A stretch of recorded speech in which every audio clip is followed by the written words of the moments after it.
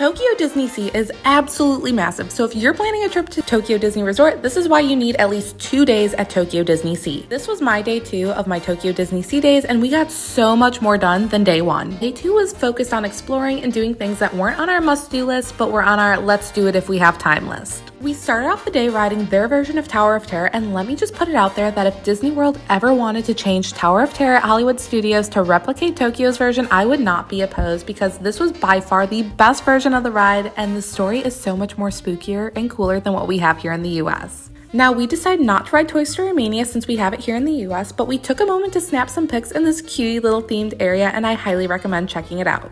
But like I said, we decided to spend more time just roaming and exploring the different areas, including the Mediterranean Harbor, the American waterfront, and Port Discovery that is literally like a water-themed Tomorrowland. It's all futuristic, and Aquatopia was so much fun.